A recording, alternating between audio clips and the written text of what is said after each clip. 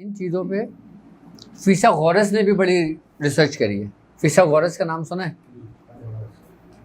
علم الاعداد کے اندر جیومیٹری کا جو علم جس نے وہ قائم کیا، فیثاغورس جو تھا. کون تھا فیثاغورس پتہ ہے؟ یونان کا تھا نا. حضرت بیسکلی جو ریاضی کا علم تھا نا، علم العدد جو تھا نا، یہ حضرت ادریس علیہ السلام کے اوپر اترا تھا. کس کے اوپر؟ حضرت ادریس علیہ السلام کے بعد یہ ہرمس کو منتقل ہوا تھا. ہرمس، پھر ہرمس اول پہ ہوا، پھر ہرمس دویم پہ ہوا، پھر ہرمس سویم پہ ہوا. ہرمس سویم کے بعد پھر یہ فیثاغورس تک پہنچا. اچھا، فیثاغورس جو تھا نا، اس کے بارے میں کہتے ہیں، اس کے بارے میں جو تحقیق ہے نا، کہ یہ اپنے وقت کے پیغمبروں میں سے تھا، کیونکہ اس کی زندگی کے اندر کوئی شرک کا عنصر نہیں پایا جاتا. فیثاغورس جو تھا یہ تقریباً 470 یا 500 قبل مسیح میں پیدا ہوا تھا. یہ آئی بس سمجھ میں. جب یہ بڑا ہوا نا، پھر یہ وہاں سے عراق آیا علم حاصل کرنے کے لیے، فیثاغورس. پھر اس وقت عراق جو تھا نا، وہ سمجھ لو کہ ایک علم کا ایک مرکز تھا. وہاں سے اس نے علم سیکھا. اچھا، پھر وہاں سے سیکھنے کے بعد پھر وہ وہاں سے ہندوستان آیا فیثاغورس. اچھا، جب یہ ہندوستان آیا نا، تو اس کی تربیت پتہ ہے کس نے کری تھی؟ مہاتما گوتم بدھ نے. اچھا، یہ آیا تھا انڈیا کے شہر بہار میں. یہ تاریخ ہے، یہ فیثاغورس کی ہے. یہ انڈیا کے شہر بہار میں آیا تھا. اچھا، بہار میں اس وقت جو روحانیت اور علوم کا جو مرکز مانا جاتا تھا نا، وہ بہار تھا. کس کی وجہ سے؟ مہاتما گوتم بدھ کی وجہ سے، جس کو لوگ اب بدھا کر کے جو پکارتے ہیں اس کو. اچھا، فیثاغورس نے مہاتما گوتم بدھ کی تقریباً 10 سال کی صحبت اختیار کری تھی. فیثاغورس لکھتا ہے، فیثاغورس کا جو شاگرد ہے نا، اس کا نام تھا ہیگل.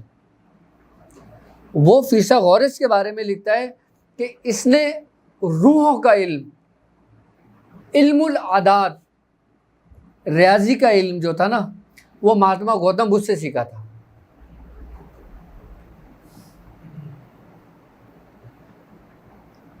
اس وقت مہاتما گوتم بدھ کی جو نا، یہ سمجھ لیں کہ ایک طریقے سے ایک چرچا تھا. اچھا، مہاتما گوتم بدھ کون تھا، میں اس کے بارے میں بتاتا ہوں تمہیں.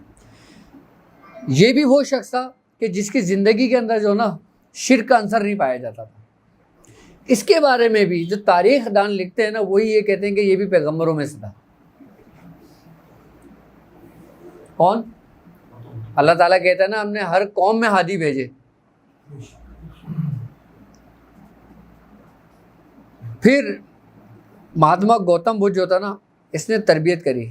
جب مہاتما گوتم بدھ نے اس کی تربیت کری نا، اور جب اس کے اوپر وہ علم کے اسرار رموز ہوئے، ظاہر ہوئے، تو اس نے مہاتما گوتم بدھ سے کہا، فیثاغورس نے، کہ گرو یہ بتا کہ تجھے یہ علم کہاں سے آیا،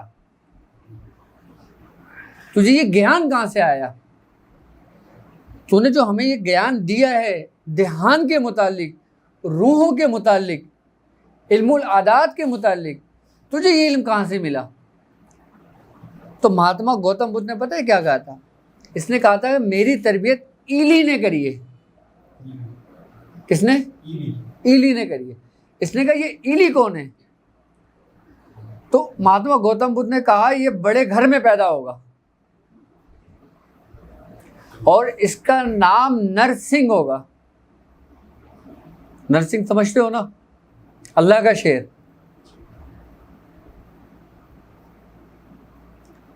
کس نے تربیت کری؟ ایلی نے تربیت کری ہے. یعنی کہ وہ حضرت علی رضی اللہ تعالیٰ عنہ سے مخاطب ہے. کس کو کہہ رہا ہے مہاتما گوتم بدھ؟ قبل مسیح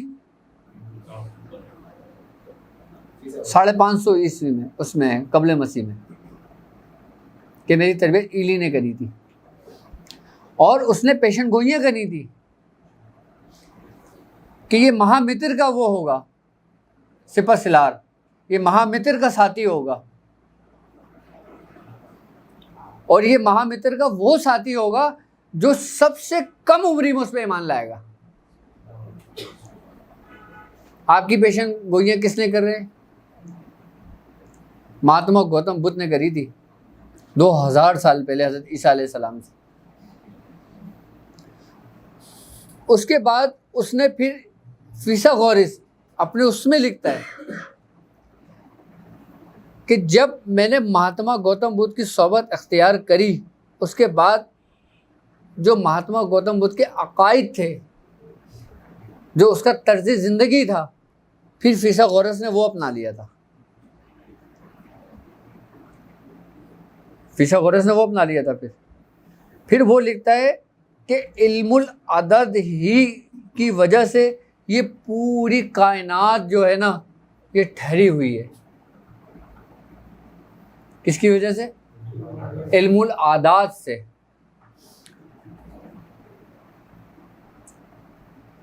وہ کہتا ہے فیثاغورس کہ آپ کی سانس لینا، سانس کا اندر جانا، سانس کا باہر آنا، یہ بھی ریاضی ہے۔ تمہارا چلنا، تمہارا پھرنا، یہ بھی ریاضی ہے۔ تمہارا زندہ رہنا، یہ بھی ریاضی ہے۔ وہ کہتا ہے پوری دنیا کا علوم اس کی جو ماں ہے نا وہ علم العداد ہے، یعنی کہ تمام علوم کی جو ماں ہے نا وہ علم العدد ہے۔ یہ فیثاغورس بات کر رہا ہے اور یہ سب کچھ بتا رہا ہے اپنے حواریوں کو، اور وہی پہلا فیثاغورس تھا کہ جس نے یہ پیشن گوئی کری تھی، یہ بات کہا تھا کہ چاند کی اپنی کوئی روشنی نہیں ہے، یہ سورج کی روشنی سے منعکس کرتی ہے۔ یہی فیثاغورس ہے جس نے سب سے پہلے پیشن گوئی کری تھی کہ زمین گول ہے۔ کس کے ذریعے؟ علم العدد کے ذریعے۔ فیثاغورس لکھتا ہے کہ علم العدد سے آپ اپنی موت کا وقت تعین کر سکتے ہو۔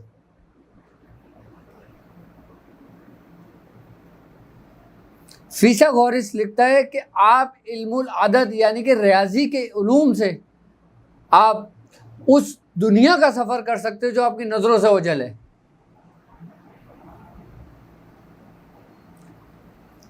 فیثاغورس لکھتا ہے کہ آپ علم العدد سے آپ آنے والی زندگی میں داخل ہو سکتے ہو۔ آج ٹائم ٹریول کا جو کانسیپٹ آئے ہوئے، جو یہ سارے معاملات آئے ہوئے، یہ کہاں سے ہوئے ہیں؟ یہ سب کچھ یہ جو بڑے بڑے دانشور گزرے ہیں، جو یہ اللہ کے نیک بندے گزرے ہیں، یہ ان کے اوپر باقاعدہ الہام ہوتا تھا، یہ الہامی باتیں تھیں یہ۔ اور پھر اللہ رب العزت قرآن میں بھی کہہ رہا ہے سورہ جن میں کہ اور ہم نے ہر چیز کو عددوں میں شمار کر دیا۔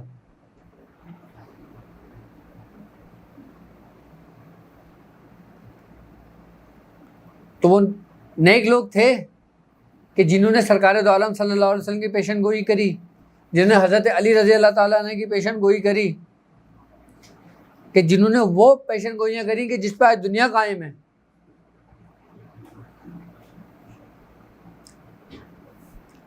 فیثاغورس نے علم العدد کے فیثاغورس کہتا ہے کہ جو 15 کا ہندسہ ہے نا، کس کا؟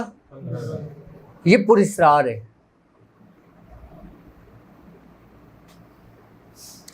آج بھی یہودیوں میں 15 کے ہندسے کو بہت معتبر مانا جاتا ہے۔ 15 کے ہندسے کی طاقت کو وہ لوگ اس کو سمجھتے ہیں کہ یہ جو نا خدائی طاقت ہے، یعنی کہ یہ اپنے اندر خدا کی ایک صفت رکھی ہوئی ہے۔ یہ 15 کا ہندسہ جو ہے کہ 15 کے ہندسے سے ہم پوری کائنات کو ہلا سکتے ہیں۔ 15 کا ہندسہ کیا ہے؟ نہیں پتا۔ یہودی 15 کے ہندسے پہ جو نا بہت عقیدہ رکھتے ہیں اپنا، ان کی بڑی ریسرچ ہے اس کے معاملے میں. انہوں نے 15 کے ہندسے کو مختلف علامتوں کی صورت میں لکھا ہوا ہے یہودیوں نے.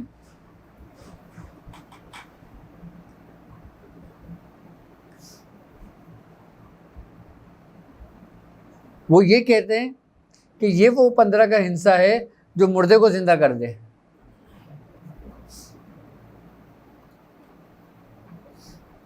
اچھا یہودی اس پہ کیوں اتنا وہ کرتے ہیں پتہ ہے آپ کو؟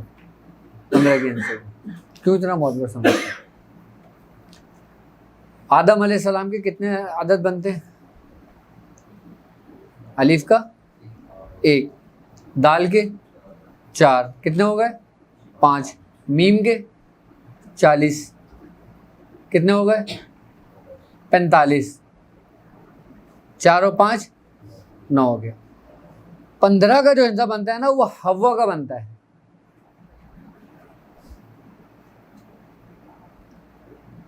کس کا بنتا ہے؟ ہے کے 8، واو کے 6 اور الف کا 8 اور 6 14، 14 اور 1 15. اچھا اگر 15 کے ہندسے کو ہم مفرد لے آتے تو وہ کیا بن جاتا ہے؟ 6. اللہ رب العزت کیا کہتا ہے کہ ہم نے پوری کائنات کو 6 دن میں تخلیق کیا اور 7ویں دن وہ عرش عظیم پر بیٹھا. اب 15 کا جو ہندسہ ہے نا اس میں پوری کائنات سیر ہو گئی،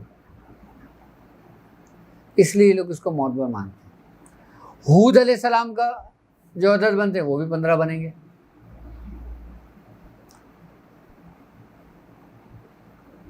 اچھا 15 کے نشر کی ترتیب حضرت سلیمان علیہ السلام سے پہلے حضرت آدم علیہ السلام تک کسی کو نہیں پتا تھی. وہ صرف ان ہندسوں کی معرفت کو جانتے تھے، اس کی طاقت کو جانتے تھے، اس کو استعمال کرنے کا طریقہ جانتے تھے. لیکن 15 کی جو ترتیب تھی وہ اللہ رب العزت نے حضرت سلیمان علیہ السلام کو عطا کری تھی. 15 کا جو نقش تھا یہ حضرت سلیمان علیہ السلام کی انگوٹھی پہ تھا باقاعدہ، کیونکہ 15 کے نقش پہ آپ لوگ ریاضت کر رہے ہو نا، آپ کو اس کے پتہ ہونی چاہیے کہ اس کی بیس کیا تھی، اس کی طاقت کیا ہے، اس کے ماتحت کیا تھے. یہودی جو تھے نا، یہودی یہ حضرت سلیمان علیہ السلام کو نبی نہیں مانتے تھے. حضرت سلیمان علیہ السلام کے نبی ہونے کا سب سے پہلے قرآن نے بتایا، سرکار دو عالم صلی اللہ علیہ وآلہ وسلم نے گواہی دی. ان سے پہلے حضرت سلیمان علیہ السلام کو کوئی نبی نہیں مانتا تھا. ان کو پتہ ہے یہودی کیا کہتے تھے؟ یہودی کہتے تھے کہ جادوگر ہے، معاذ اللہ. یہ یہودیوں کا کانسیپٹ تھا. حضرت سلیمان علیہ السلام کو یہودی اللہ کا نبی نہیں مانتے تھے.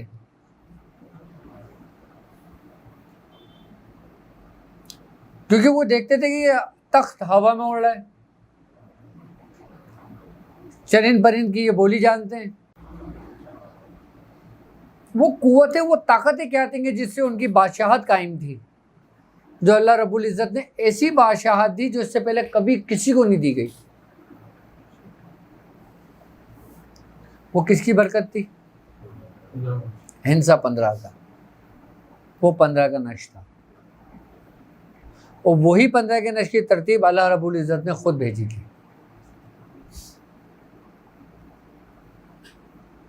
جو 1 سے لے کے 9 کے عدد تک کی مل کر اس کی ایک خاص ترتیب کے ساتھ بنتا ہے. عدد تو 1 سے لے کے 9 تک ہی ہے نا. دیکھو حضرت آدم علیہ السلام سے اگر لیتے ہیں نا ہم، تو پہلے کیا تھا؟ سب سے پہلی بولی کیا تھی پتہ ہے کیا تھی؟ وہ تھی علامتیں. کیا تھی؟ علامتیں تھیں. علامتوں کے بعد حروف تشکیل دیے گئے، اس کے بعد حروفوں کی نومیریکل ویلیو نکلی۔ آج بھی آپ قدیمی چیزیں دیکھو گے نا تو آپ کو علامتوں کی صورت میں لکیریں ملیں گی، کچھ نقطے ملیں گے، وہ بولی تھی، وہ زبان تھی۔ اگر آپ علم العدد کو سیکھ لیں نا تو آپ کے لیے ہر بولی آسان ہو جاتی ہے۔ فیثاغورس نے اس پہ بڑی ریاضت کری ہے اور بڑا تفصیل سے لکھا ہے 15 کے ہندسے کو۔ یہودی کا بھی میں نے بتایا آپ کو اور فیثاغورس کا بھی بتایا۔ فیثاغورس کہتا ہے کہ جب وہ ہندوستان سے اسے تربیت مکمل کر کے پھر وہ مصر کے شہر اسکندریہ پہنچا، وہاں پہ اس کی ملاقات ہوئی حکیم اقلیدیس سے۔ حکیم اقلیدیس جو تھے نا یہ مسلمان تھے۔ اچھا مسلمان سمجھتے ہو مسلمان کسے کہتے ہیں؟ ہم لوگ تو یہ سمجھتے ہیں نا کہ جو ابھی ایمان لاتا ہے اسلام لاتا ہے وہ مسلمان ہوتا ہے، جبکہ پہلے اگر دیکھا جائے نا اللہ رب العزت نے اسلام جو تھا نا حضرت آدم علیہ السلام کے لیے پسند کیا تھا۔ کس کے لیے؟ حضرت آدم علیہ السلام کے لیے پسند کیا تھا۔ حضرت آدم علیہ السلام سے لے کر جب یہ حضرت ابراہیم علیہ السلام کا جو دور ہوا پھر آپ اس کے بانی ہوئے۔ کس کے؟ دین اسلام کے۔ اس سے پہلے کیا تھا؟ صرف اسلام تھا، یعنی کہ 1,24,000 پیغمبر اگر وہ آئے نا تو وہ اسلام پر تھے۔ جب یہ معاملہ حضرت آدم علیہ السلام سے چلتا ہوا حضرت ابراہیم علیہ السلام پہ پہنچا، یہاں سے پھر وہ 2 حصوں میں نکلا، ایک بنی اسرائیل اور ایک بنی اسماعیل۔ بنی اسرائیل سے جو معاملہ چلے وہ پھر بنی اسرائیل کی قوم کہلائی۔ بنی اسرائیل کا مطلب سمجھتے ہو نا کہ اللہ کا بندہ، کہ جس میں تمام نبی آئے جو بنی اسرائیل میں سے آئے۔ حضرت اسحاق علیہ السلام کے بیٹے تھے نا یعقوب علیہ السلام، اور آپ ہی کا لقب تھا،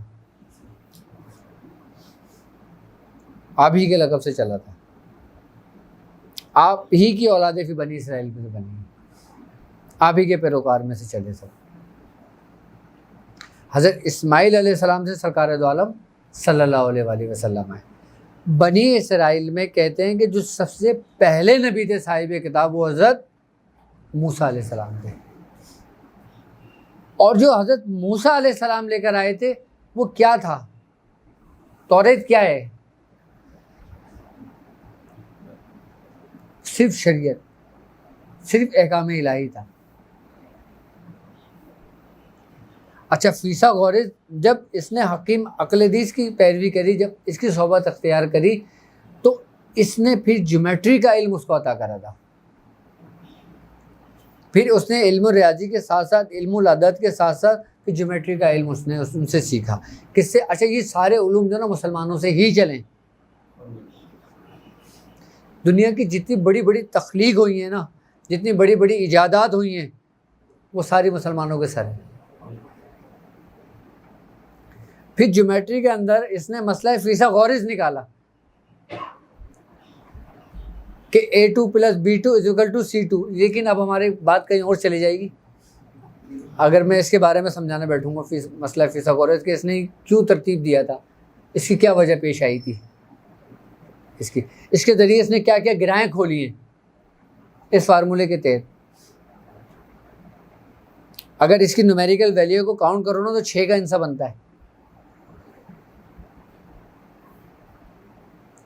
6 کا ہندسہ بنا، اور 6 کے ہندسے میں پوری کائنات جو نا 6 دنوں میں تقسیم بنی۔ پھر وہی 15 کے اوپر آ گئے، یہاں بھی 15 کا ہندسہ محفوظ ہے۔ صرف 15 کے ہندسے سے جو نا بڑی بڑی گرہیں کھولی ہیں ان لوگوں نے، اور 15 کے نقش کے عجائبات کے بارے میں، 15 کے نقش کے بارے میں حضرت امام غزالی رحمۃ اللہ علیہ بہت فرماتے ہیں، حضرت شیخ محی الدین ابن عربی فرماتے ہیں 15 کے نش کے بارے میں ہے کہ اگر کوئی شخص 15 کے نش کو سمجھ لینا خالی، وہ اگر مردے کے گلے میں ڈال دو تو اٹھ کے بیٹھ جائے. اس کو بزرگوں نے بڑا محفوظ رکھا تھا، بڑا پوشیدہ رکھا تھا. 6 کا جو عدد ہے اگر اس کو سیدھا کیا جائے تو 9 بن جاتا ہے. یہ سارا جو نا اسی کے سرکل گھوم رہا ہے. اس کی شکل میم جیسی ہے، جیسے پہلے میم لکھا جاتا تھا زمانے میں، اس جیسی. لیکن یہودی 15 کے انسوں کو بڑا معتبر سمجھتے ہیں آج بھی. صلی اللہ علیہ وسلم.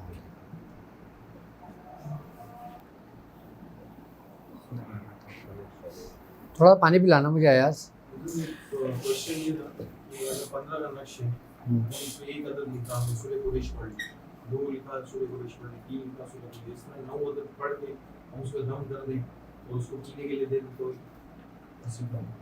فائدہ کرے گا. 15 کے نش کے بارے میں اتنا آپ کو سمجھانے کا مقصد، بتانے کا مقصد یہ ہے کہ 15 کے نش کی جو تاثیر ہے نا، یہ حضرت آدم علیہ السلام سے چلی ہے. آپ جو کام کر رہے ہو نا، آپ کو اس کی تاریخ کا پتہ ہونا ضروری ہے. جن جن وسیلے سے، جن جن نسبتوں سے آپ تک یہ راز پہنچے ہیں نا، اس کا آپ کو جاننا ضروری ہے، آپ کو معلوم ہونا ضروری ہے اس کے بارے میں.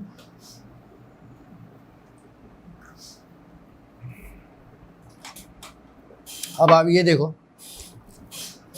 کہ 15 ہی کے نش یا 15 ہی کے ہندسے کی اگر ہم بات کرتے ہیں،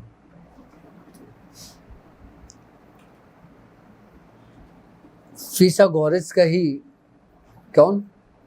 فیثاغورس کا شاگرد، اس کا نام تھا ہیراکلیتھیوس. ایک تاریخ میں ایک بڑا نام ہے یہ ہیراکلیتھیوس جو تھا. آپ سرچ کرو گے آپ کو مل جائے گا، اسی پوری تاریخ مل جائے گی اسی. یہ لکھتا ہے کہ فیثاغورس نے، کس نے؟ فیثاغورس نے.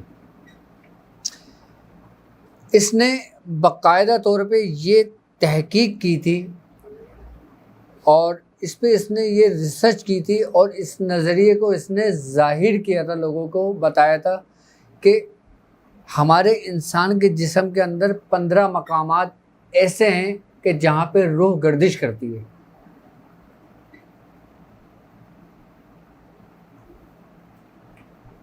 کتنے مقامات؟ 15 مقامات. یہ فیثاغورس کی ریسرچ تھی. وہ کیا کہتا ہے کہ روح ایک جگہ نہیں ٹھہری ہوتی، یہ انسان کے جسم کے اندر مختلف حصوں میں گردش کرتی ہے. اور وہ جو 15 حصے بتاتے ہیں نا فیثاغورس نے، جس پہ تحقیق کری تھی، وہ یہ کہتا ہے کہ جو انسان کے جوائنٹ ہے نا، یہ اس کے مقام تھے. روح کبھی بھی ایک جگہ وہ نہیں ہوتی، یہ اس کی اپنی وہ تھی، ایک نظریہ تھا، اس کا ایک نظریہ تھا. یہ میں نے اس کی تصدیق میاں حضور سے کی. میاں حضور نے پھر اس کے بارے میں بتایا.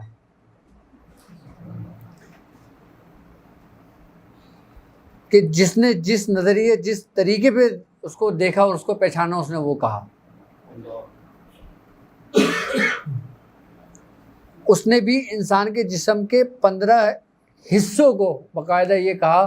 اس نے باقاعدہ فیثاغورس، اس نے لکھا ہے. کس نے؟ اچھا، یہ نظریہ جو نا فیثاغورس نے کرا، لکھا، پیش کیا، لیکن اس کو ظاہر نہیں کیا. وہ چند لوگوں تک محدود رہا. اس کو لوگوں پہ آشکار کرنے والا کون تھا؟ ہیراکلیتھیوس جو تھا. اس نے لوگوں کو بتایا کہ یہ میرے استاد کا نظریہ ہے. اس نے پھر ایک ایک حصے کو بیان کیا ہے اس کا.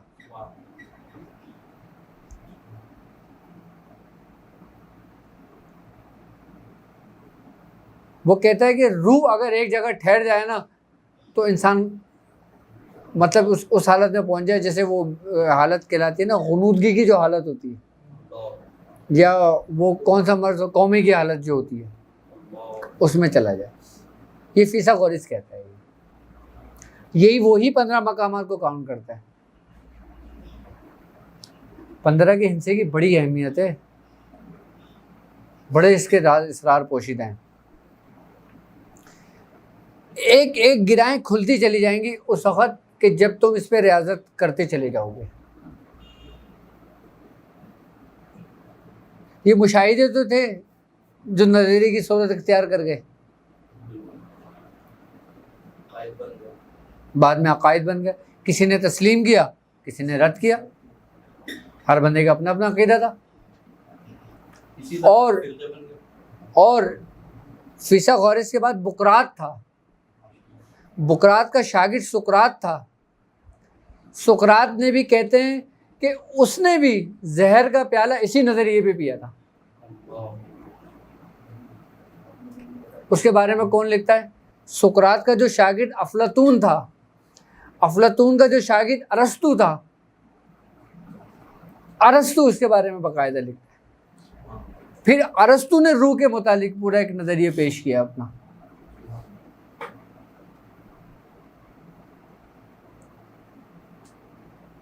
سارے یونان کی ہی گزرے ہیں نا، قبل مسیح جو گزرے ہیں سارے.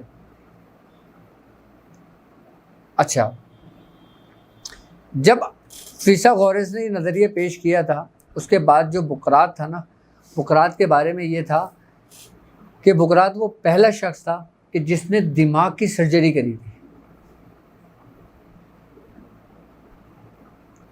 جو پاگل ہوئے لوگ ہوتے تھے نا، وہ باقاعدہ طور پہ آپریٹ کرتا تھا اور انسان کی کھوپڑی کو پورا کھول دیا کرتا تھا. یہ ارسطو اپنے سفر نامے میں لکھتا ہے یہ بات. آج سمجھتے ہو تم آج کی جو جدید ٹیکنالوجی، جو آپریشن آج ہو رہے ہیں، یہ تو بھائی قبل مسیح کے ہیں. یہ تو ہاں، اچھا وہ کس طرح کرتے تھے؟ کچھ جڑی بوٹیاں تھیں. اچھا، یہ سقراط لکھتا ہے اس کے بارے میں، بقراط کے بارے میں، کیونکہ یہ اس کا شاگرد رہا ہے. جڑی بوٹیاں ہوتی ہیں، وہ ان کو کوٹ کے جو نا، وہ کہتا تھا کہ اگر کسی پاگل شخص کو ہمارے پاس لایا جاتا تھا نا، تو اس کے پہلے پورے بال صاف کر دیا کرتے تھے، پورے سر کے، پورے اس کے. اس کے بعد ہمارا استاد جو نا نشان لگایا کرتا تھا. پورا نشان لگانے کے بعد وہ جڑی بوٹی کا جو پیس بناتا تھا نا، وہ پیس پورا اس کے اوپر اپلائی کر دیا کرتا تھا، اور اس کو ایک لکوڈ پلایا جاتا تھا جس سے وہ بے ہوش ہو جاتا تھا. جب وہ بے ہوش ہو جاتا تھا، اس کے بعد پھر جب وہ لیپ لگایا جاتا تھا نا، تو پھر لیپ سے جو نا اس میں حرکت پیدا ہوتی تھی، اور وہ اسکن جو تھی نا، وہ وہاں سے پھٹنی شروع ہو جاتی تھی، اور وہیں سے پھٹتی تھی جو اس نے نشان لگایا ہوتا تھا. یہ آپریشن ہو رہا ہے آج سے قبل مسیح. یہ واقعہ میں نے میاں حضور کے زبان مبارک سے سنا ہے کہ وہ ایسے آپریشن کرتا تھا دماغ کے. اور پھر باقاعدہ آپریشن کرنے کے بعد پھر وہی جڑی بوٹیوں کا لیپ لگایا کرتا تھا اور اس کو پورا پیک کر دیا کرتا تھا، اور وہ جوائنٹ ہو جایا کرتی تھی.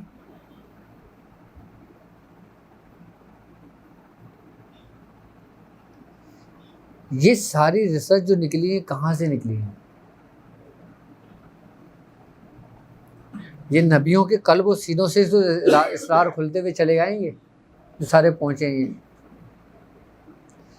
جن لوگوں نے اگر آپ سرکار دو عالم صلی اللہ علیہ وآلہ وسلم سے اگر پہلے کی آپ تحقیق کرتے ہیں، آپ ان لوگوں کو دیکھتے ہیں کہ جن لوگوں نے بڑی بڑی چیزیں ایجاد کریں گی، جن کی بڑی بڑی نظریے تھے، بڑی بڑی ریسرچیں تھیں، ان کا تعلق یقیناً اسلام سے رہا ہے.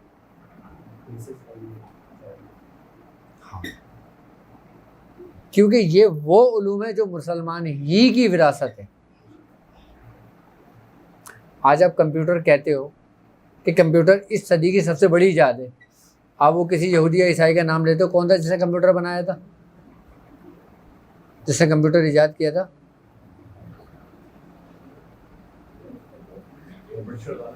ہے نہیں. تو اس کو کہتے ہیں نا کہ یہ بڑا قابل شخص ہے، کمپیوٹر بنایا. اب یہ بتاؤ کہ اس نے کمپیوٹر کس کے فارمولے پہ بنایا؟ اب وہی آ جاؤ، اب البیرونی کے، وہی آ جاؤ علم الاعداد پہ، وہی کو لیا تھا نا. اچھا فیثاغورس ایک بڑی عجیب بات لکھتا ہے. فیثاغورس کہتا ہے کہ ہم علم العدد کے ذریعے نا اپنی عمر کا تعین کر سکتے ہیں. اس سے شاگرد نے پوچھا ہیگل نے کیسے؟ اس نے کہا ہماری جو سانسیں ہیں نا یہ لمیٹڈ ہے، یہ ایک مخصوص ہے کہ انسان نے سانس دنیا میں آ کے لینا ہے. ایسا ہی ہے نا، ماں کے پیٹ میں جب بچہ ہوتا ہے تو وہ سانس نہیں لیتا لیکن زندہ ہوتا ہے. دنیا میں آتا ہے تو وہ سانس لینا شروع کرتا ہے. انسان کی موت واقعی کب ہوتی ہے؟ جب اس کی سانس بند ہو جاتی ہے. تو زندگی کس کی محتاج ہوئی؟ سانسوں کی. یعنی کہ سانسوں کی ایک کوانٹٹی، ایک تعداد ہے. اب فیثاغورس 15 کے ہندسے کو اس کو تشکیل دیتا ہے کہ اس سے آپ اپنی سانسوں کی کیلکولیشن نکال سکتے ہیں کہ آپ کی کتنی سانسیں ہو چکی ہیں. عقل تسلیم کرے گی؟ نہیں، لیکن ایسا ممکن ہے. بھائی ایسی زہر کے پیالے تھوڑی پی لیے تھے ان لوگوں نے. بادشاہ نے کہا تھا نا یا تو تم یہ ملک چھوڑ دو یا پھر زہر کا پیالہ پی لو. کیا کیا تھا سقراط نے؟ زہر کا پیالہ پی لیا تھا.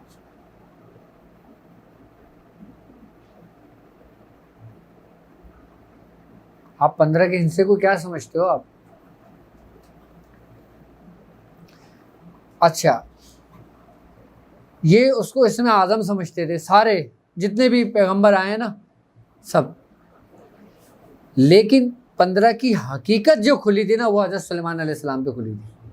اور جب 15 کے ہندسے کی روحانیت جب کھلی تو اللہ رب العزت نے پھر کیسی بادشاہت آپ کو دی کہ چرند پرند دیو جین جن خبیث سارے آپ کے ماتحت تھے، سارے آپ کے تابع تھے. آپ کے بھی ہو سکتے ہیں اگر آپ کو اس کی حقیقت پتہ ہو. آپ بھی ہواؤں پہ سوار ہو سکتے ہو اگر آپ کو اس کی سریت کا پتہ ہو، آپ کو اس کے استعمال کا پتہ ہو. 15 کا نقش ہم جو لکھ رہے ہیں اس کی جو خاص ترتیب سے لکھ رہے ہیں، پہلے ہم نے 15 کا نقش لکھا، اس کے بعد پھر اس کے موکلان کا لکھا، پھر سرخ جنات کا لکھا، پھر ایوان کا لکھا، پھر شیاطین کا آئے گا، پھر حمزات کا آئے گا. یہ ایک ترتیب چل رہی ہے. اس ترتیب کی اہمیت پتہ ہے تمہیں کب پتہ چلے گی؟ کہ جب تمہارا سفر تھوڑا سا آگے گزرے گا.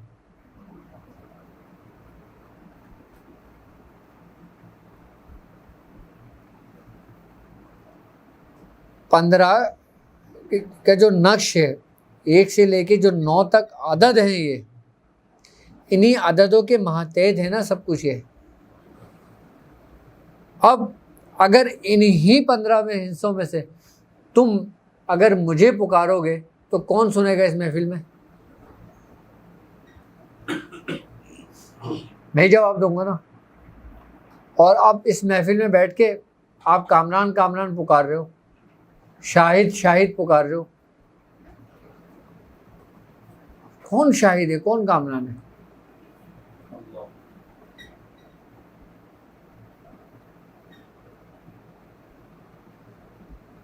میں آنکھوں پہ پٹی باندھ کے لے کے نہیں چل رہا، میں آنکھوں سے پٹی ہٹا کر لے کر چل رہا ہوں اور بتا رہا ہوں کہ تاریخ میں کتنی بڑی بڑی ایجادات کون سے ہندسے سے ہوئی ہیں، علم العدد میں ان کا کیا کریکٹر رہا ہے.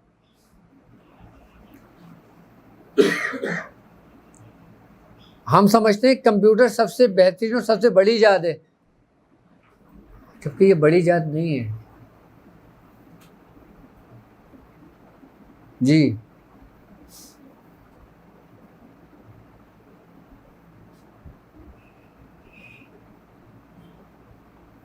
آپ ذرا سا اس فارمولے کو تو کھولو فیثاغورس کے A2 + B2 = C2 کا. یہ کیا ہے؟ کمپیوٹر جیسے 1000 آپ ایجادات کر سکتے ہو. روحانیت بڑی عجیب چیز ہے.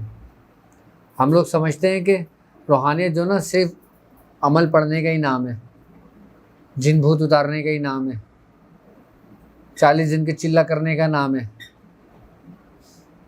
روحانیت ان سے بہت آگے کی چیز ہے. جی ہم اسی کو کل سمجھتے ہیں, جبکہ یہ ابتدا بھی نہیں ہے. یہ وہ ہے جو قطرے میں پورا سمندر لیے ہوئے.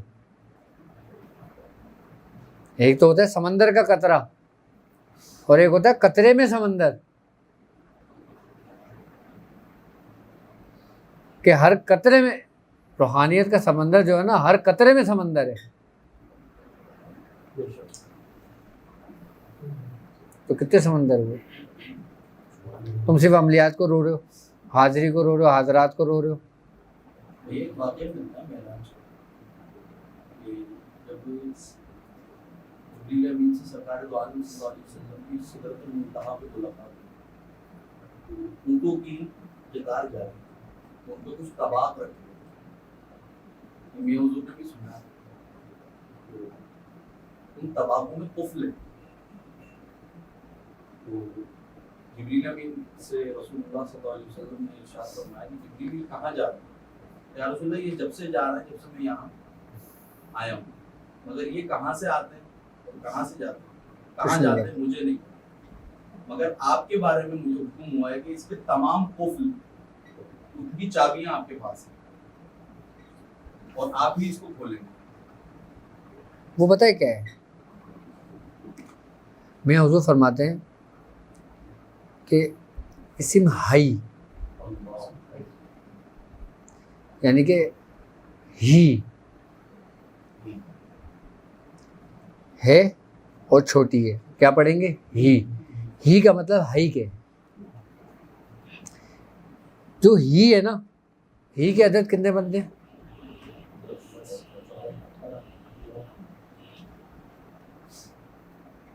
ہی کے عدد کتنے بنتے ہیں؟ 15.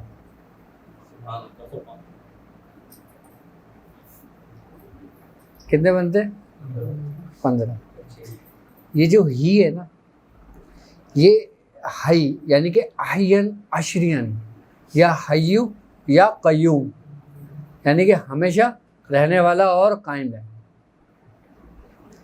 میں حضور فرماتے ہیں کہ ہی ہا ہو ہے.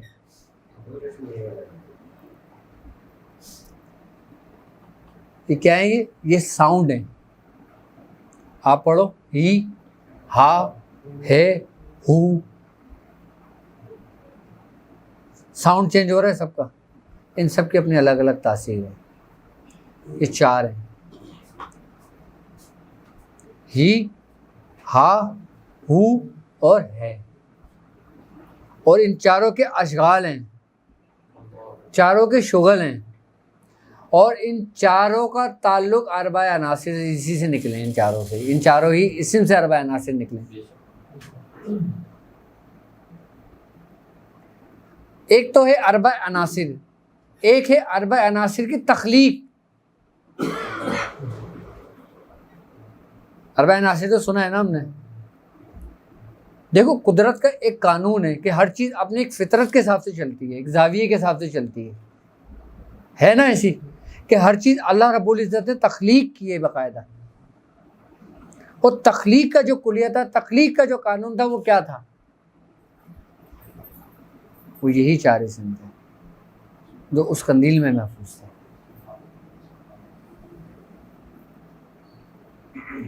اور جو 15 کے ہندسے کا جو روحانیت کو منبع سمجھتے ہیں, پر اسرار سمجھتے ہیں نا, وہ اسم لفظ ہی سے سمجھتے ہیں.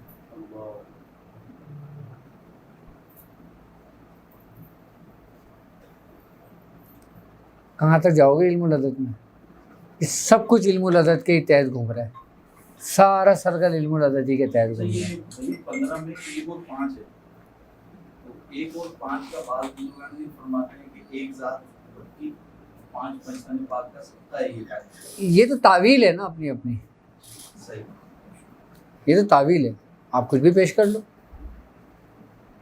نظریہ ایک الگ چیز ہے، नजरिया تحقیق ایک الگ چیز ہے، تعویل ایک الگ چیز ہے، اور قدرت ایک الگ چیز ہے. قدرت تو وہی ہے نا جو رب نے فرمایا، बेशक جو رب نے کیا. تعویل تم اپنے عقل کے مطابق کچھ بھی کر سکتے ہو.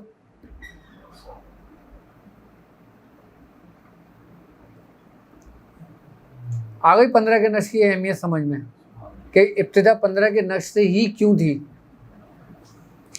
کائنات کی تخلیق ہی 15 کے نقش سے تھی، 1 سے لے کے 9 کے 10 سے تھی. انہی حرفوں میں ہی سب کچھ ہے، انہی عادات میں ہی سب کچھ ہے. اب اس سے بھی پیچھے پیچھے جاتے رہو گے نا تو اور گرہیں کھلتی چلی جائیں گی، لیکن ہر گرہ ایک لمٹ سے کھلے تو بہتر ہے. اچھا جو لفظ ہی ہے نا، اچھا یہودی اس پہ بڑا وہ کرتے ہیں ریاضت. یہ احین عشرین جو لفظ ہے نا، جو ہائی سے نکلا ہے، یہ سمجھ لیں کہ بزرگان دین فرماتے ہیں کہ یہ توریت کے الفاظ ہیں یہ، اور کچھ کہتے ہیں کہ عبرانی زبان کے لفظ ہیں یہ. بنی اسرائیل کے اندر یہ سمجھ لیں کہ اس میں اعظم ان کو کہا جاتا ہے. بنی اسرائیل میں جتنے انبیاء کرام گزرے ہیں نا، ان کے جو تصرفات جو تھے وہ انہی اسماؤں کے ماتحت تھے. باقاعدہ یہ نبیوں کو سینہ بسینہ تعلیم ہوا کرتا تھا، اور یہ بنی اسرائیل کے حصے میں تھا یہ. اور اسم ہی کی ہی تجلی حضرت موسیٰ علیہ السلام کے قلب پر ہوئی تھی. حضرت موسیٰ بے ہوش ہو گئے تھے.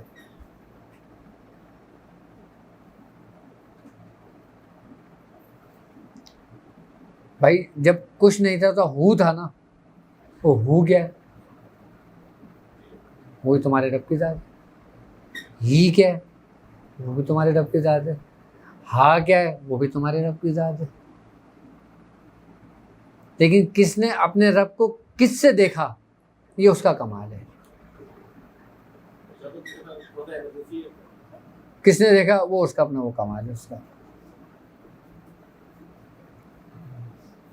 لیکن ہم پورے سراؤنڈنگ جو گھوم رہے ہیں نا، ہمارا جو پورا حلقہ جو گھوم رہا ہے، ہمارا پورا سفر جو چل رہا ہے،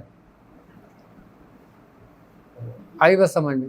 اب تم یہ نشست دیکھ لو، 15 کے نقش دیکھ لو، 15 کا ہنسا دیکھ لو، 15 کے نقش پہ ریاضت دیکھ لو، سورہ قریش کی 4 آیتیں دیکھ لو،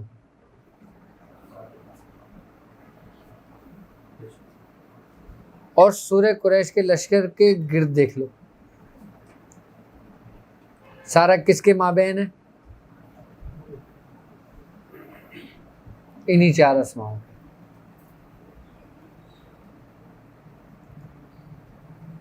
لیکن یہ کیا کیا گرائیں ہیں اور ان کے کس طرح شغل کیا جاتا ہے، کس طرح اشغال تعلیم کیے جاتے ہیں اس کے، وہ پھر بزرگان دین نے الگ الگ طریقے رکھے. حضرت صابر پیا پہ آپ کے اوپر ہو کی تجلی ہو گئی تھی. آپ 12 سال گلر کی ٹہنی کو پکڑ کے کھڑے رہے تھے. پورا کلیئر جو جل گیا تھا، آپ کا ذکر تھا باقاعدہ کہ یا ہو یا من لم لیس الا ہو. آپ کے اوپر اس کی تجلی ہو گئی تھی.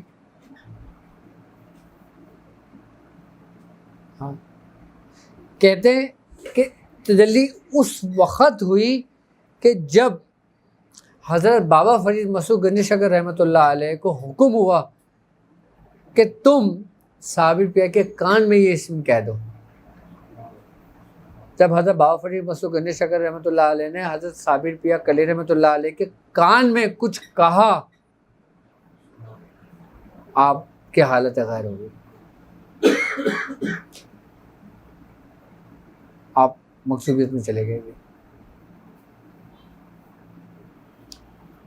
پھر حکم ہوا کہ یہی اسم، یہی تجلی حضرت نظام الدین اولیاء محبوب الہی کے کان میں کہہ دو.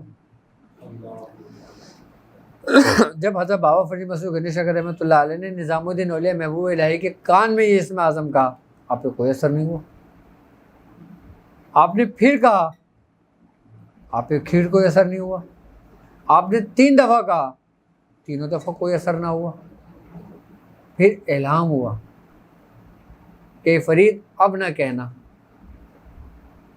کہ یہی راز اور یہی اسم تو لے کر پیدا ہوا ہے.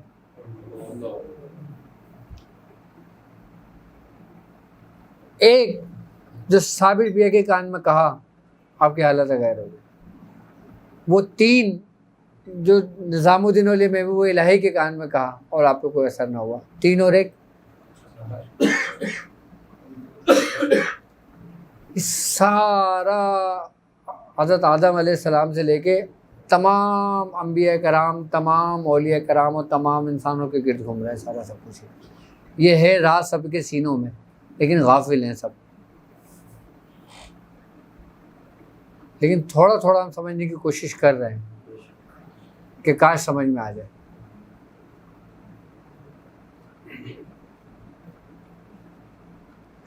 ہماری جو ریاضتیں چل رہی ہیں، کچھ لوگ یہ سمجھتے ہیں کہ ہماری ریاضت اس لیے کہ ہم دنیاوی مقاصد کے کام آ جائیں گے.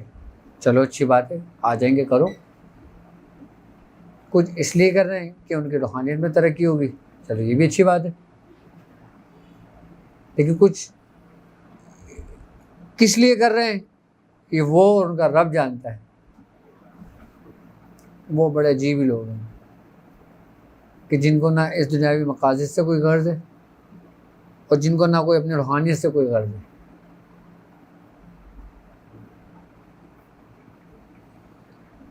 اچھا، کام تمہارا پھر بھی ہونا ہے. ہاں، تم جو لکھ رہے ہو نا، تم جس کو بھی دو گے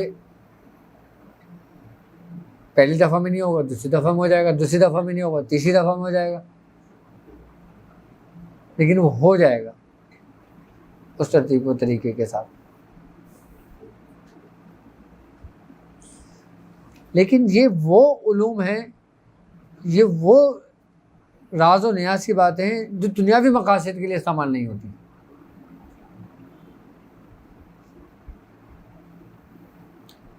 اس کو سن کے ہی انسان کی کیفیتیں بدلتی ہیں.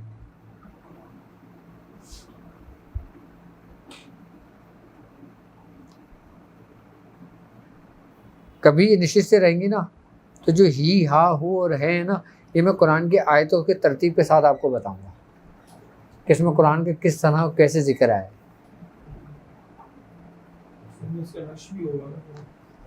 وہی 15 کے اندر ہی ہے، 15 کے اندر ہی موجود ہے، آئے گا وہ آگے سفر میں.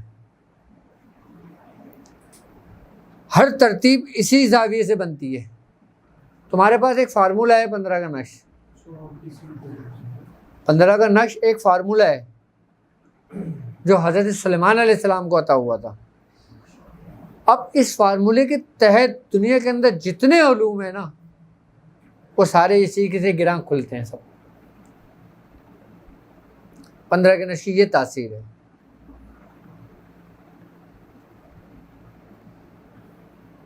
جتنے بھی معاملات ہیں وہ سب اسی کے گرد گھومتے ہیں، اسی کے مابین گھومتے ہیں.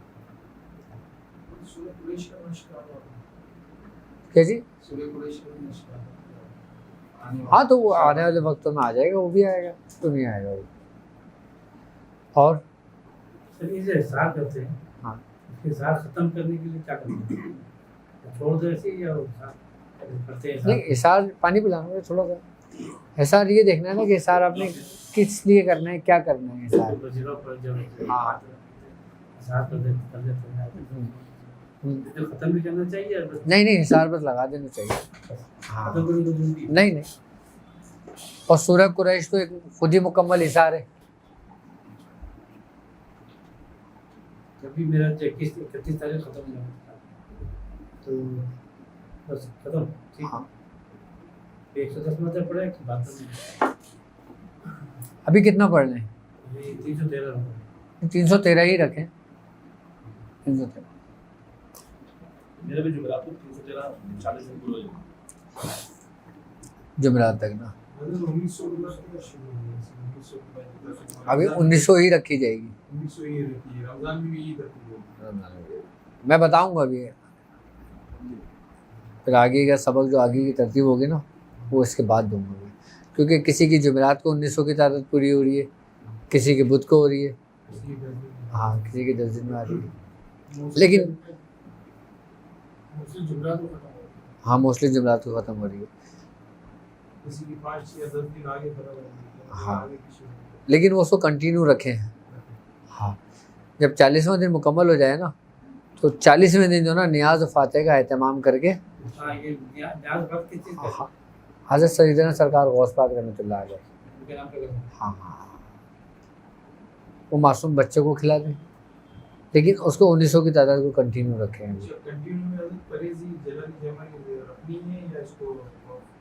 پرہیز تو رکھ, پرہیز چلے گا نا. ہاں پرہیز خود کھلے گا, وہ خود کھولنا ہے تو کھول لو, پھر دیکھنا کیا ہوگا. ہاں ایک دفعہ میاں حضور کا نا عمل کر رہے تھے, وہ عمل نہیں کھل رہا تھا, تو دادا میں نے کہا کہ 40 دن کا عمل ہے, یہ کر لو, یہ عمل کھل جائے گا, پرہیز کے ساتھ کرنا. وہ نہیں کھل رہے, میاں حضور پڑھ رہے ہیں. جب 40واں دن ہو گئے آئے تو دادا میں نے کہا کہ تم نے کھانا کھایا ہے؟ پاپا سے کہا. پاپا نے کہا نہیں حضرت میں نے بھی نہیں کھایا. کہا میں گھر جا کے کھاؤں گا ابھی کھانا. تو انہوں نے کہا کہ اچھا چلو آج تم میرے ساتھ کھانا کھا لو. تو ان کے قیمہ بنا ہوا تھا. تو اب پاپا دادا میں نے کہا تم میرے ساتھ کھا لو. عثمان علی شاہ صاحب کا واقعہ پاپا نے بتایا. تو پاپا کہہ رہے میں بیٹھ گیا, میں سوچ رہا ہوں کہ میرا تو بہت سخت پرہیز چل رہا ہے, اور میاں نے پرہیز کرایا, اور میاں کہہ رہے ہیں کھانا تم میرے ساتھ کھا لو. تو پاپا کہہ رہے میرے دل میں خیال آیا میں کھاؤں نہیں کھاؤں, عمل خراب ہو جائے گا. میرے عمل تقریباً میں نے 8-10 گھنٹے میں نے لگائیں, اور اگر یہ خراب ہو گیا تو پھر دوبارہ سے شروع کرنا پڑے گا. اور اگر میں نے ابھی میاں کو یہ بول دیا میرا پرہیز ہے تو غصاخی نہ ہو جائے. میاں نے بولا کھا لو, تو میاں اکثر میں سوچنے لگا, تو میں نے میاں کے ساتھ کھا لیا. اب جب میاں کے ساتھ میں نے کھا لیا, اب جب کھانا آیا تو دادا میاں کو کہہ رہے ہیں ارے تم پرہیز نہیں کر رہے کیا؟ تو پاپا نے کہا جی میں پرہیز کر رہا ہوں, لیکن آپ نے کہا تھا تو میں نے کھا لیا. نہیں تمہیں پرہیز کرنا چاہیے تمہیں. اب وہ جو ان کے سوالات تھے نا وہ ان کی جوابات دے رہے ہیں. اب میاں اب اس پریشان کہ یار میرا تو عمل خراب ہو گیا, اب کاش میں میاں سے پوچھ لیتا پہلے. اب پاپا کہتے ہیں میں پڑھائی پہ بیٹھا, میں نے شروع ہی کیا تھا, تھپ کر کے وہ آ گیا, حاضری ہو گئی اس کی. اور کہہ رہا ہے وہ زنجیریں نا یوں کر کر کر کر کر کر کر کر یوں کر رہا تھا. کہہ رہا تو یہ بتا تو نے گوشت کیوں کھایا؟ وہ گوشت سے تو میری چڑ ہے, میں صرف اسی وجہ سے آیا ہوں کہ تو نے گوشت کیوں کھایا ہے.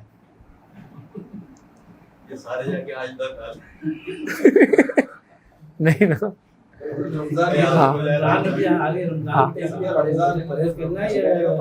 پرہیز تو چلے گا, پرہیز تو چلے گا, پرہیز تو چلے گا.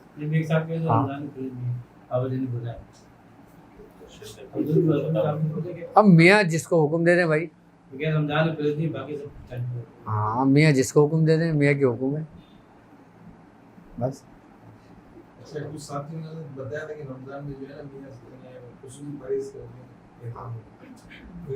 جب ہمارے 17 کی نیاز ہوتی تھی نا تو ہمارے جو پیر بھائی تھے نا وہ میرے پاس مجھ سے کہنے لگے یار تم کھانا کیوں نہیں کھا رہے؟ میں کہا پرہیز ہے میرا. کہہ رہے میاں سے پوچھ نیاز ہے تو نیاز کا تو کھا سکتے ہیں نا, بزرگوں کا ہے کچھ بھی نہیں ہوگا کھا لے. میں نے کہا نہیں میں نہیں کھا رہا. تو کہہ رہا اچھا میاں سے تو پوچھ لے. اچھا میں نے بولا بابا آج 17 کی نیاز محفل ہے نا, نیاز ہے نا. تو کہہ رہا ہاں نیاز حلوے پہ دلتی ہے, گوشت پہ نہیں دلتی, حلوہ کھا لو. اور حقیقت ہے ہماری نیاز دلتی ہی حلوے پہ تھی. ہاں تو پھر ہم نے حلوہ کھایا, حلوہ کھاتے تھے. پھر اس کے بعد ہمت نہ ہوئی کچھ کہنے کی. اچھا پاپا نا پہلے بہت سخت تھے, پہلے پاپا ہنسی مذاق بہت کم کرتے تھے, بالکل سیریس رہتے تھے اور اتنے اسٹرکٹ تھے کہ ہمیں اگر کوئی بات بھی کرنی ہوتی تھی نا تو ہم پہلے کچھ دنوں تک سوچتے تھے کہ ہم نے یہ بات کرنی ہے. اب تو ایسا ہوتا نا کہ بس جب دل میں جو منہ آیا بول دیا بات کر لی. پہلے ہم 2-3 دن پہلے سوچتے تھے ہم نے کیا بات کرنی ہے میاں سے, اور کب میاں کا موڈ اچھا ہوگا تو ہم بات کریں گے. مطلب ہمیں پتہ ہوتا نا کہ اگر ہمارے اپنے مقصد کی کوئی کام کی بات ہے نا تو ہم میاں کا موڈ کا انتظار کرتے تھے. جہاں ہم دیکھتے تھے نا کہ ماما سے یا بچوں سے موڈ اچھا ہے اسی وقت وہ بات کرتے تھے. اور جب دیکھتے تھے مطلب تو غصے میں آئے یا تھوڑا وہ پڑھائی کے معاملے میں یا اپنے دوسرے معاملے میں تو ہم بات ہی نہیں کرتے تھے. ہاں, اور میاں پڑھائی کے معاملے میں بھی بہت سخت تھے پہلے, ریاضتوں کے معاملے میں بہت سخت تھے پہلے.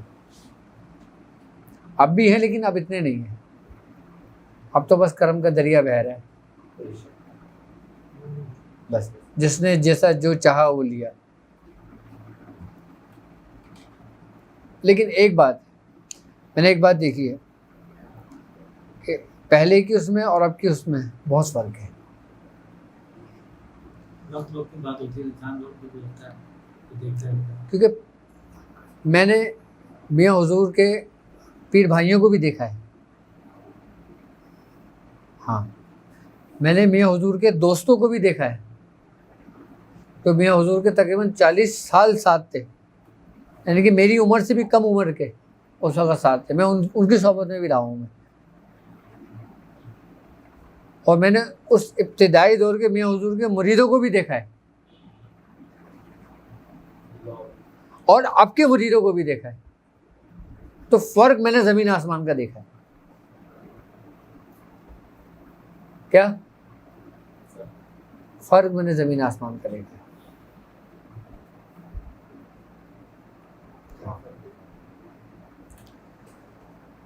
فرق یہ دیکھا ہے میں نے کہ پہلے کے معاملات میں اور اب کے معاملات میں ہر بندہ اپنے ظرف کے حساب سے لیتا ہے. آئی بس سمجھیں, میاں تمہیں پکڑاتے ہیں جگ اور تم جگ ہٹا کے چھوٹا سا گلاس لے کر آتے ہو کہ میاں اس میں بھر دیں, بس میاں بولتے ہیں بھر لو. پہلے لوگ پورا سمندر لے کے پی جایا کرتے تھے اور میاں سے بولتے تھے اور میاں بولتے تھے لو. اب میاں دے رہے ہوتے ہیں, لوگ بولتے ہیں میاں آدھا کپ چائے دیجیے گا. آدھا کپ چائے سے مراد یہ کہ میاں ہم اتنا پڑھ سکتے ہیں, میاں ہم اتنا کر سکتے ہیں. میاں نے بتایا 120 بار, اب آپ بول رہے ہیں میاں 60 دفعہ پڑھ لو. میں نے کہا پڑھ لو. آپ نے کہا 30 دفعہ پڑھ لوں, آپ نے کہا پڑھ لو. میں چلتے پھرتے پڑھ لوں, ہاں پڑھ لو. اب تم اپنی ڈوز خود کم کرتے چلے جا رہے ہو. اب ایک سمندر کے سامنے کھڑے ہو کے تم پیاسے رہو تو بدقسمتی کس کی ہے؟ تمہاری.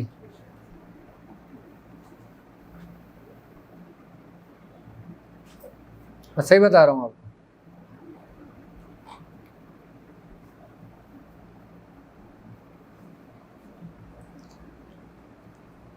پہلے میں بہت سختی کرتے تھے, اگر ذرا سی لرزش بھی ہو جاتی تھی نا تو وہ تمہارا آخری دن ہوتا تھا, آخری عمل کا. ہاں,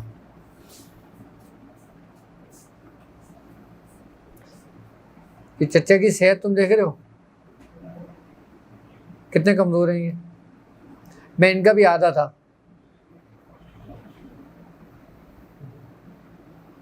ان کا بھی آدھا تھا. میں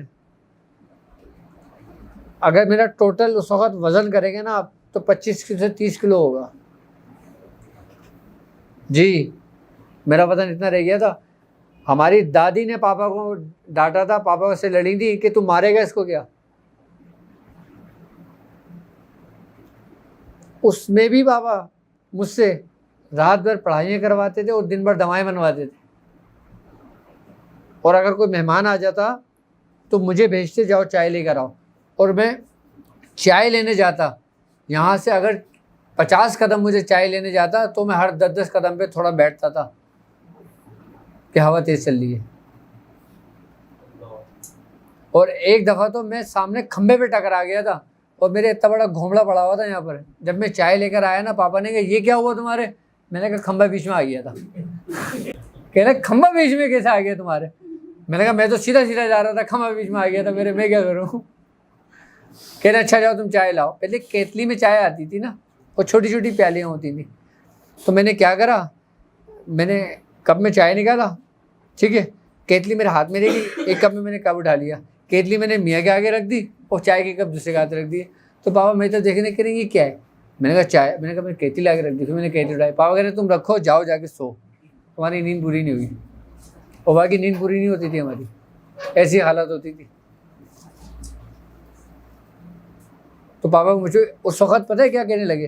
اس وقت غصے ہوئے, کہہ رہے ہیں تم تو مار دو گے لوگوں کو, اگر تم نے اپنی اس بے دھیانی کی کیفیت میں کچھ کی جگہ کچھ دوا ڈال دی, کوئی مر گیا مریض, کون ذمہ دار ہے؟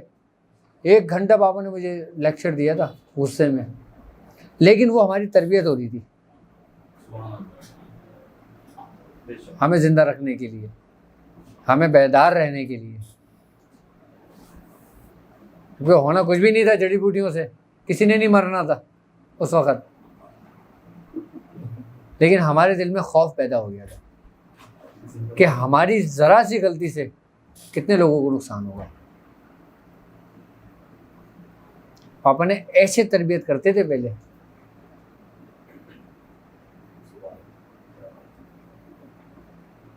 پاپا کہتے ہیں کہ جب تک تم اکیلے ہو نا,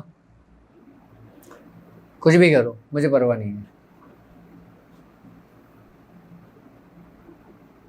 کیا؟ لیکن جب تم کسی کے ساتھ ہو نا, تو تمہیں بڑے سنبھل کے رہنا چاہیے. آج ہمیں 20 سال پرانی باتیں میاں حضور کی یاد آتی ہیں کہ جو میاں حضور کہتے تھے نا کہ تمہاری ذرا سی غفلت لوگوں کو مار دے.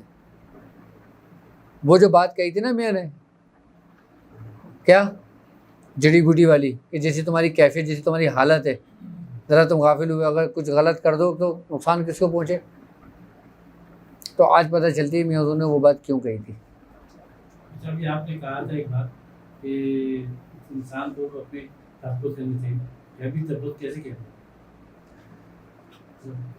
دیکھیں غیبی تحفظ بیسکلی تحفظ اور حصار, تحفظ اور حصار کی بنیاد آپ کی یقین میں ہے. آپ لاکھ آیت الکرسی اپنے اوپر پڑھ کے دم کر لو, حصار کر لو, پھر بھی آپ کسی کے اوپر جن, کسی کے اوپر خبیث آتا ہے, آپ آیت الکرسی پڑھ کے دم کر رہے ہو تو اس پہ اثر ہوتا ہے. سورہ ناس پڑھ کے اس کو دم کر رہے ہو تو, قرآن کھول کے دم کر رہے ہو تو اس کے اوپر اثر ہوتا ہے. کیوں؟ یقین نہیں ہوتا.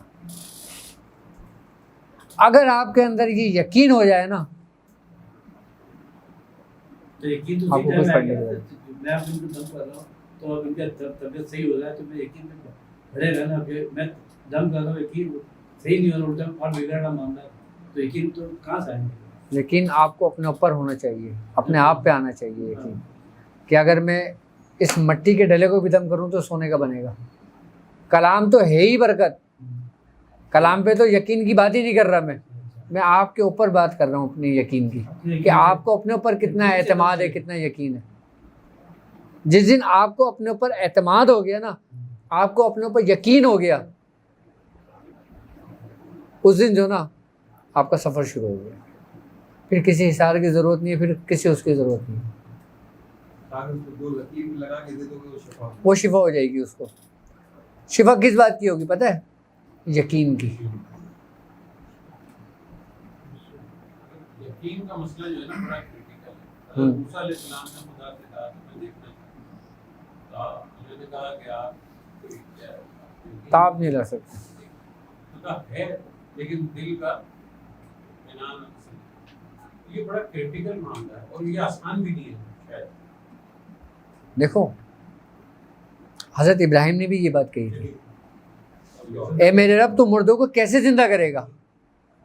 تو اللہ رب العزت نے فرمایا اے میرے محبوب کہ تجھے میری بات پہ یقین نہیں ہے. آپ نے کہا یقین تو ہے لیکن دل کی تسلی کے لیے, اطمینان قلب کے لیے میں تجھ سے پوچھ رہا ہوں. اب دونوں کا کیا ریلیشن؟ میں وہی بتا رہا ہوں. اب اللہ تعالیٰ نے حکم دیا کہ 4 پرندوں کو لے کر آؤ.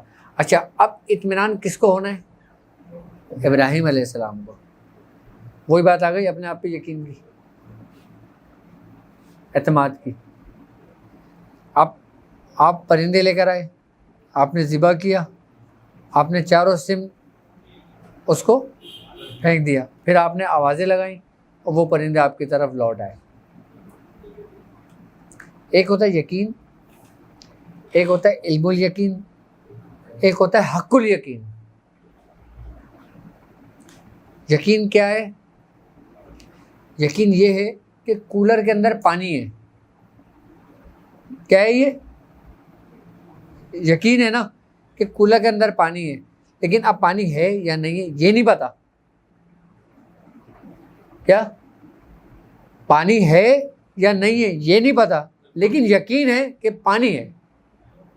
اب علم الیقین کیا ہے؟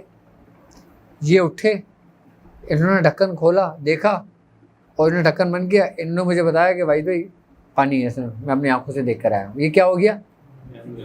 علم الیقین ہو گیا. ابھی بھی حق الیقین نہیں ہوا. حق الیقین کب ہوگا؟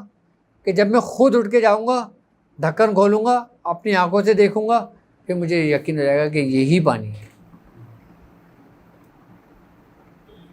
مردوں کو کیسے جلائے گا؟ حکم ہوا کہ پرندوں کو لے کر آؤ.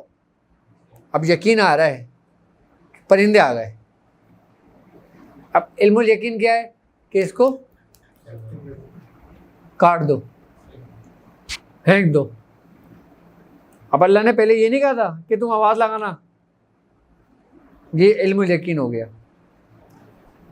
اور پھر اللہ جب پھینک دیا چاروں سم، پھر حکم ہوا کہ اب آواز لگاؤ کہ وہ تمہاری جانب دوڑے چلے آئیں گے. جب وہ آ گئے یہ حق الیقین ہو گیا. اب ہمارا یقین کیا ہے؟ ہمارے روحانیت کا سفر یقین سے شروع ہوتا ہے.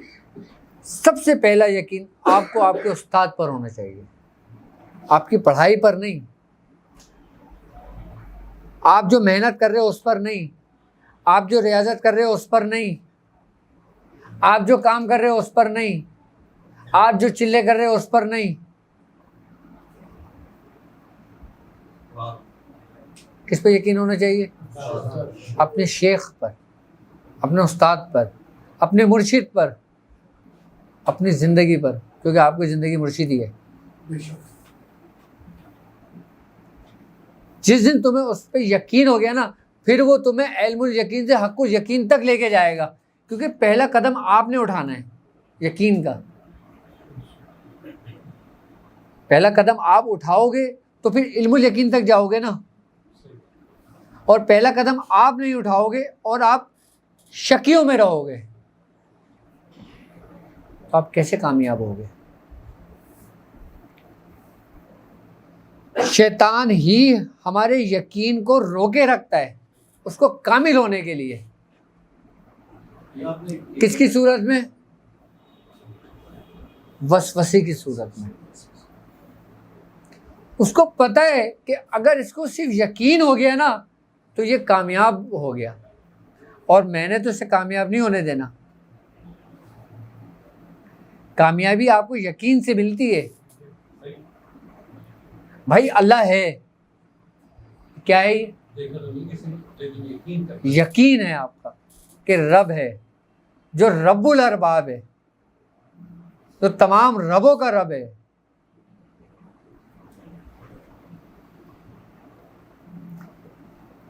یقین ہے نا،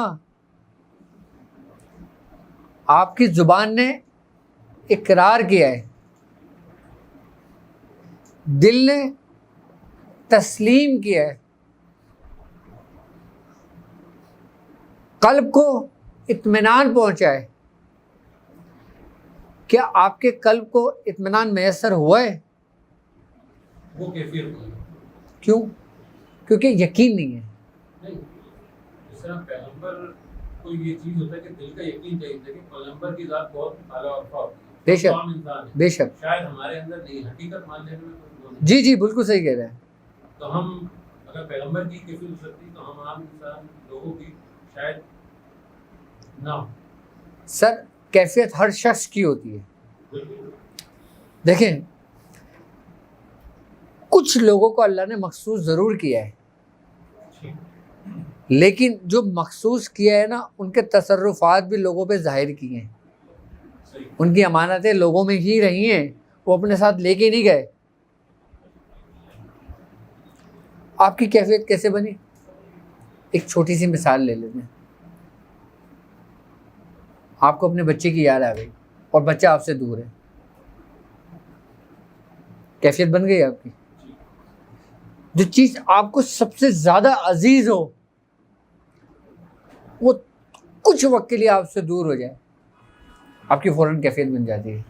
بن جاتی نہیں بن جاتی؟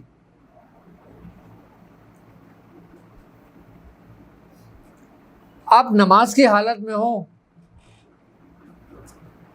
آپ کی کیفیت بن جاتی ہے. آپ محفل سما میں ہو آپ کے ڈھال ڈھاپ کی آواز سے آپ کی کیفیت بن جاتی ہے.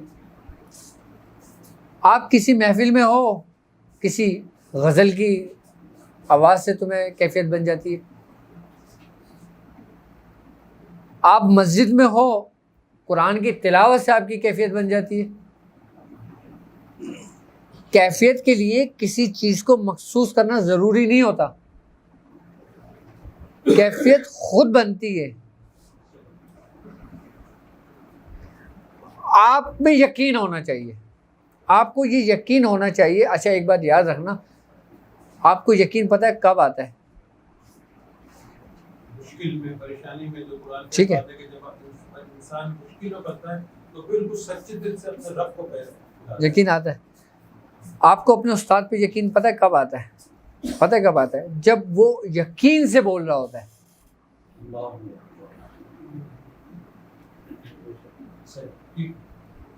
جب وہ یقین سے بات کر رہا ہوتا ہے تو اس کی باتوں کا اثر جو نا آپ کے قلوب پر ہوتا ہے، جس سے آپ کو اطمینان ملتا ہے. یعنی کہ یقین یقین کو ڈھونڈتا ہے. یقین یقین کو ڈھونڈے گا، یقین یقین میں جا کے ملے گا. اور اگر میرے دل میں ذرا سی بھی بات میں شک ہوگی نا، وہ بات میری آپ کے دل پہ اثر نہیں کرے گی.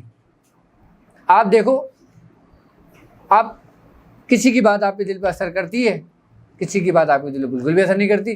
بھائی یقین ہی تو ہے نا. کیا نبی کریم صلی اللہ علیہ وآلہ وسلم کا کیا فرمان ہے؟ آپ نے فرمایا تمہارا ایمان اس وقت تک مکمل نہیں ہو سکتا جب تک لوگ تمہیں دیوانہ مجنوں نہ کہیں. اور ایک جگہ فرمایا کہ تمہارا ایمان اس وقت تک مکمل نہیں ہو سکتا کہ جب تک میں تمہیں دنیا کی ہر شے سے زیادہ عزیز نہ ہو جاؤں.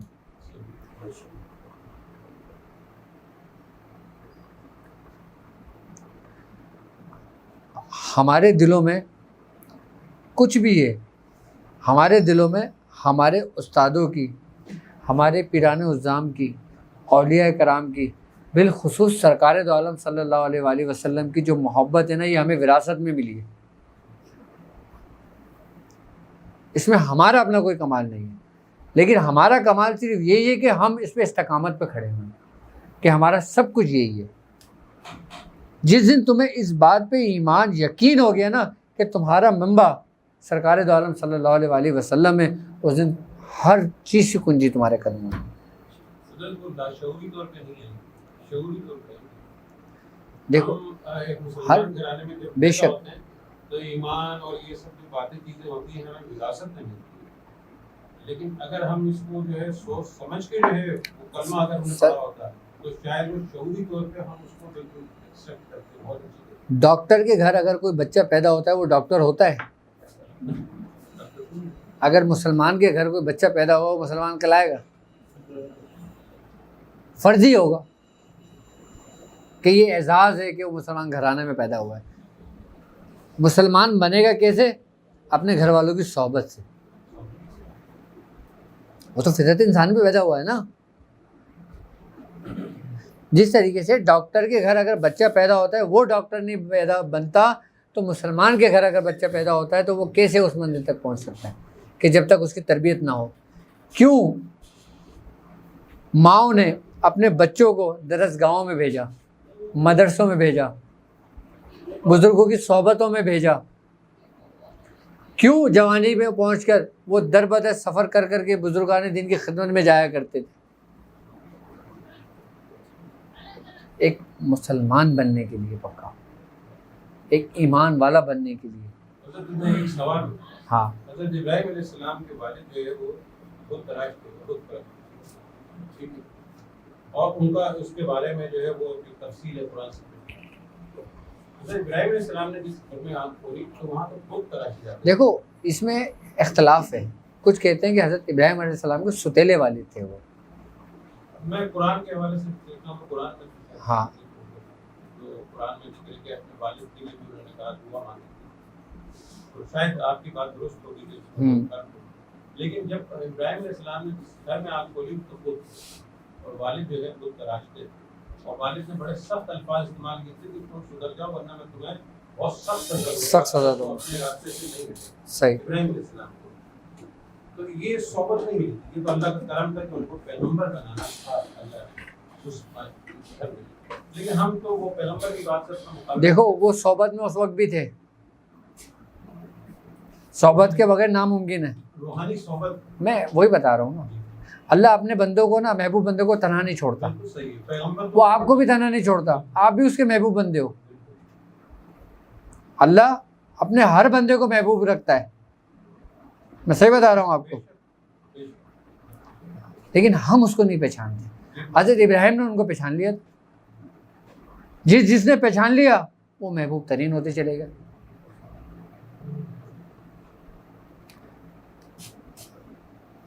ایک کہاوت ہے کہ کہتے ہیں کہ جب اللہ رب العزت کسی کو ہدایت دیتا ہے نا تو کتنے ہی کفار کے گھر پیدا ہو وہ مسلمان ہو جاتا ہے، وہ ایمان لے آتا ہے۔ لیکن اس صورت میں کہ جب تمہارے دل میں کوئی ایک ہلکی سی چنگاری بھی جلے، سچ کی تلاش میں، حضرت ابراہیم کیا کرتے تھے؟ وہ بولتے تھے اے بابا تم نے جو اپنے ہاتھ سے جو بنایا تم اسی کو پوج رہے ہو، تمہیں اس نے بنایا ہے جس کو تم نے بنایا ہے، میں تو اس رب کو نہیں پوچھتا، اس رب کو جس کو تم نے اپنے ہاتھ سے بنایا ہے، میں تو اس رب کو پوچھتا ہوں جس کو موت نہیں آتی، اس کو توڑ دو ختم، تو یہ میرا رب تو نہیں ہو سکتا۔ سورج یہ غروب ہو جاتا ہے اور جو غروب ہو گیا وہ تو میرا رب نہیں ہے، آپ نے کہا میں بھی اس کو نہیں مانتا اپنا رب۔ چاند کو دیکھا، آپ نے کہا یہ بھی غروب ہو گیا، یہ بھی میرا رب نہیں ہے۔ کیا تھی وہ چنگاری؟ ایک طلب تھی کس کی؟ حق کی تلاش۔ کیا تم نے حق کی تلاش کی ہے؟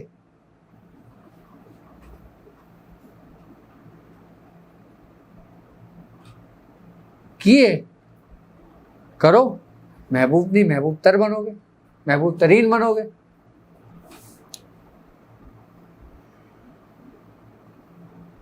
اللہ تمہیں محبوب پتہ ہے کیوں رکھتا ہے؟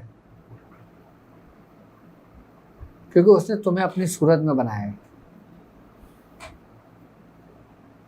ایسا ہی ہے نا، اللہ تبارک و تعالیٰ کہتا ہے نا کہ ابن آدم میں نے تم کو اپنی صورت میں بنایا ہے۔ اب اس کی کیا لاجک ہے؟ یہ کچھ نہیں پتا، یہ کچھ نہیں کہہ سکتے، آپ کچھ نہیں کہہ سکتے۔ یہ اس بات کا مطلب پتہ ہے کیا ہے؟ اس بات کا مطلب میں بتاؤں کیا ہے؟ اس بات کا مطلب یہ ہے کہ ہر انسان کے اندر میری ایک صف موجود ہے۔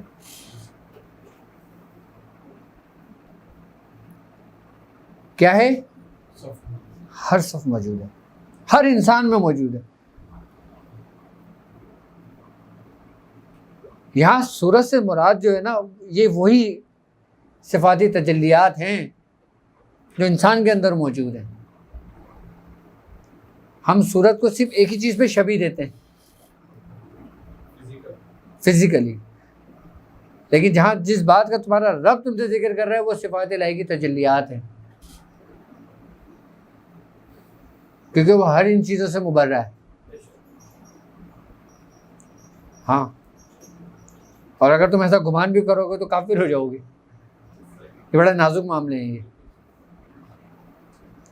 میرے خیال سے 8 بج گئے. کیوں؟ کا ایک سوال تھا ہاں کہ 40 دن پورے ہو جائیں گے، ہاں.